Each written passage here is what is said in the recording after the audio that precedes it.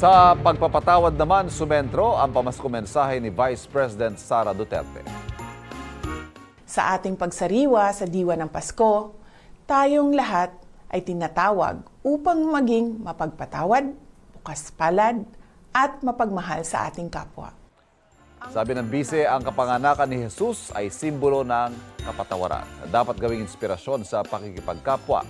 Higit pa raw sa material na bagay, sabi ng bise, dapat magbigay ng pag-unawa, respeto at pagmamahal sa bawat isa, lalo na anya sa may hirap at may karamdaman. Ipinamamalas din daw dapat ang mga ugaling ito, hindi lang tuwing Disyembre, kundi sa pang-araw-araw.